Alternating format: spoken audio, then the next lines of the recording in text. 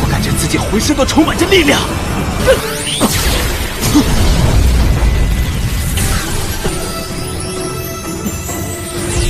Halo para pecinta film Donghua. So, bagaimana kabar kalian? Semoga kalian dalam keadaan yang baik-baik saja. Dan tentu saja kali ini Mimin bakal melanjutkan series film Donghua yang berjudul Xiang Feng Jian Yulu Part 3. Langsung saja kita mulai.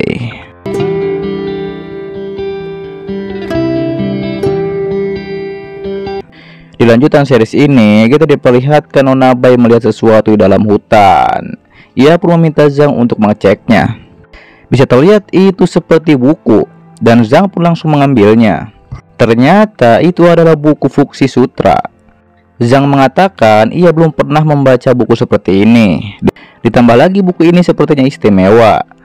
Terlebih lagi ini seperti penampakan kuno kitab suci. Dan ini adalah gulungan kuno. Kemudian Zhang pun langsung membuka buku tersebut. Di situ Nona Bai bilang di dalam hatinya, itu adalah tulisan suci nenek moyangnya. Diketahui buku tersebut itu yang menyebabkan Nona Bai menjadi kehilangan kekuatannya. Ditambah lagi nanti Zhang juga kehilangan kekuatannya setelah mempelajari buku tersebut.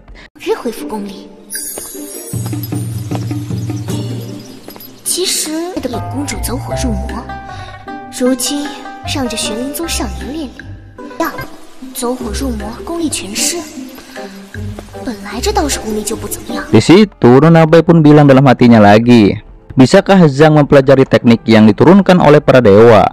Terlihat Zhang mengatakan ketika ia kembali ke sekte, ia akan menyerahkan buku tersebut pada kakak kedua. Sontak saja Nona Bai pun terkejut, dan ia bilang pada Zhang itu mungkin hadiah dari Tuhan. Ditambah lagi ini keajaiban dan ini kesempatan emas untuk Zhang mempelajari buku itu.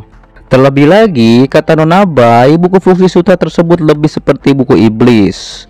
Nona Bai pun bilang buku ini benar-benar tidak seperti ras manusia kita. Oh, 你倒说来听听。听说妖族涂生材质也的确不像是我们人族的东西。 Di situ Nona Bai meyakinkan Zhang untuk menyimpan buku tersebut, dan itu mungkin bisa menemukan sesuatu yang besar. Kemudian Zhang pun berkata dalam hatinya, apakah Nona Bai benar-benar iblis? Terlihat di situ Zhang pun teringat masa lalunya, yang saat itu keluarga dan gurunya dibantai. Dan ia pun bertekad untuk mencari keberadaan iblis yang selama bertahun-tahun dan mencari tahu mengapa mereka membunuh kerabat dan gurunya.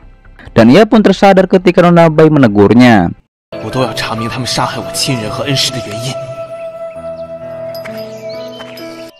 喂，傻小子！ Pada akhirnya Zhang pun mempercayai apa yang dikatakan oleh Nona Bai sebelumnya, dan ia akan menyimpan buku Fuxi Sutra tersebut sementara waktu. Sontak saja Zhang pun bertanya kepada Nona Bai, kenapa tiba-tiba saja ia pandai berbicara. Nona Bai pun terkejut ia akan ketahuan. Namun ia masih lega dikarenakan Zhang masih mengiranya anak dari orang tua yang kaya. 不愧是官宦人家的后人，读过书的父母教导的孩子。 Lalu mereka berdua pun melanjutkan perjalanan. Mereka pun tiba di istana Xuanling. Kemudian mereka pun masuk ke dalam istana tersebut. Di situ mereka bertemu dengan anak kecil. Bisa terlihat anak kecil tersebut menyerap iblis yang sebelumnya disegel oleh Zhang di teko.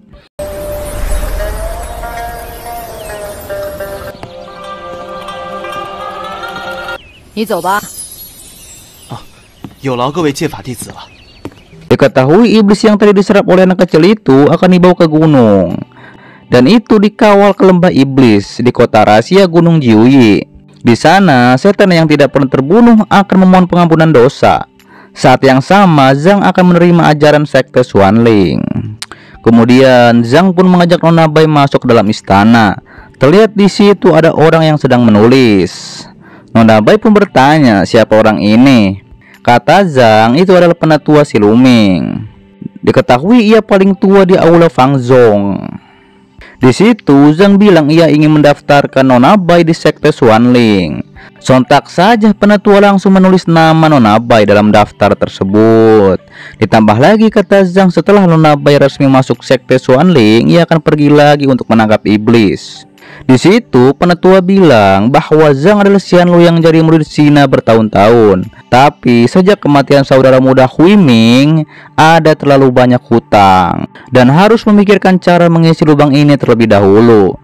Diketahui bahwa setengah tahun lagi balai Xianlu akan ada di tangan Zhang. Bisa terlihat di situ Zhang pun patuh akan hal tersebut. 陆堂堂号就要消在你手里了。是，弟子一定。 Lalu Nona Bai pun mengajak Zhang untuk kembali ke Xianlutang. Kemudian Zhang pun langsung pamit untuk pergi. Di situ Nona Bai menjadi heran. Diketahui bahwa Zhang adalah penguasa Xianlutang, tapi posisinya dalam sekte seni bela diri begitu buruk. Berpindah ke dekat air terjun, kata Zhang itu adalah Xianlutang. Di situ Zhang mengatakan meskipun di sini penduduk kami sedikit, akan tetapi jelas ini tempat terbersih di seluruh gunung Jiwei. Namun Nona Bai bilang dalam hatinya tidak ada yang spesial di sini. Nah, tempat ini seperti telah disudutkan.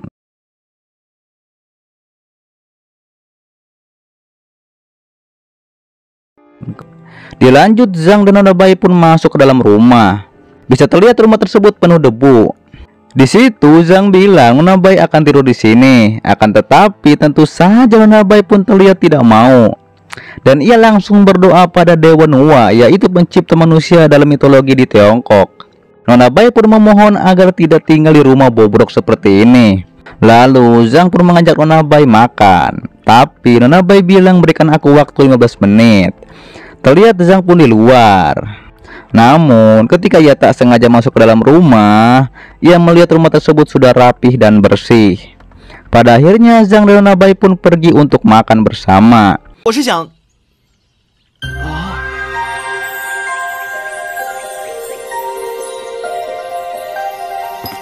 Namun ketika Zhang lewat, ia mendengar penetua bilang kepada para muridnya, jangan seperti Zhang, dikarenakan otaknya penuh dengan dendam. Terlebih lagi jika investigasi berlanjut bahwa Xianlutang cepat atau lambat akan disingkirkan. Di situ penetua langsung kaget, dikarenakan Zhang ada di depannya. Akan tetapi penetua pun langsung saja pergi. Terlihat Zhang sangat marah akan hal itu, dan ia pun langsung pergi lagi ke rumah. Bisa terlihat di situ Zhang pun mengingat apa yang dikatakan oleh tetua tadi. Kemudian ia pun keluar rumah malam-malam untuk berlatih pedang.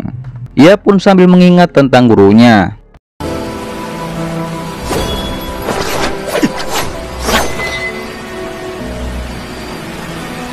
Namun setelah selesai ia berlatih pedang, ia mengingat kata tetua tersebut. Di situ Zhang mengingat tetap mencari. Ditambah lagi dia tidak takut terbakar. Sontak saja Zhang pun tahu akan sesuatu. Lalu terlihat Nona Bai mengintip Zhang. Kembali pada Zhang, ia mengingat tempat di mana gurunya meninggal, yaitu di pedalaman gunung belakang sekte Xuanling. Tapi lebih aneh lagi adalah tragedi yang mencurigakan. Diketahui di sekte Xuanling, Zhang satu-satunya murid yang masih menyelidiki tragedi itu. Di situ Zhang merasa mungkinkah sekte Xuanling yang agung sebenarnya menyembunyikan niat membunuh. Ditambah lagi ketua sekte tak tahu hal ini. Terlebih lagi ataukah ini disengaja? 追查声势雷声大雨点小，渐渐的，竟然只剩下我这个俗家弟子还在追查，怎么会对此不闻不问？究竟是真的一无所知，还是故意的？ Kemudian tiba-tiba saja Fuki Sutra itu bercahaya. Di situ Zhang pun langsung membukanya dan ia sambil melihat bulan. Pada akhirnya ia pun mengerti sesuatu. Sontak saja Zhang pun langsung berlutut pada saat itu juga. Bisa terlihat di situ Nona Bai pun melihat hal itu. Ternyata Fuki Sutra tersebut masuk ke dalam tubuh Zhang. Zhang pun langsung merasa memiliki kekuatan di seluruh tubuhnya. Lalu Zhang pun merasa kitab suci tersebut benar-benar berasal dari dewa kuno Fuxi.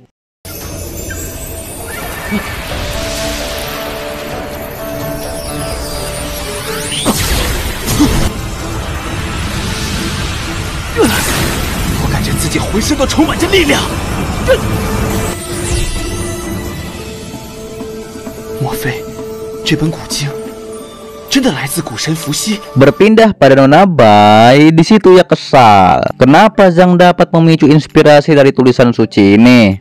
Di situ Nona Bai pun berharap mungkin Zhang bisa menyelesaikan masalah kekuatan Nona Bai yang menghilang. Nona Bai pun bilang jika Zhang tak membuat kemajuan apapun tentang buku tersebut, maka ia akan membunuhnya. Terlihat Zhang berlatih pedang terbang. Tentu saja kekuatannya meningkat. Ditambah lagi Nona Bai bilang jika Zhang dapat mencapai kekuatan dewa melalui buku ini, maka Nona Bai akan terkenal. Bisa terlihat di situ Zhang pun sangat senang dikarenakan ilmu pedangnya bertambah kuat. Akan tetapi justru ia malah terjatuh dari pedang terbangnya.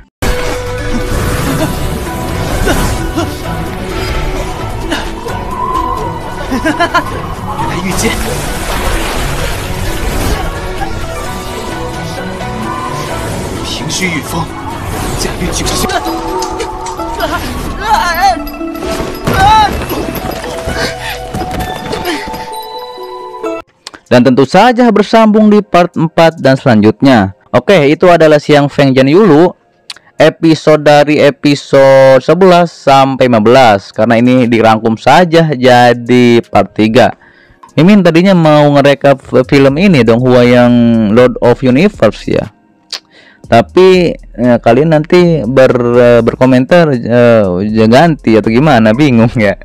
Karena emang kebanyakan dong udah dibahas, jadi untuk selingan aja sih gitu ya, apa namanya, untuk mengisi kekosongan sambil menunggu episode, kita akan membahas itu aja nanti ya, apa Lord of Universe ya, apa penguasa alam semesta gitu ya. Oke, sepertinya cukup. Silahkan yang mau subscribe di kiri kanan atas ataupun di bawah juga banyak video yang lainnya, silahkan disimak kembali. Sampai jumpa kembali di video selanjutnya. Till next time and goodbye.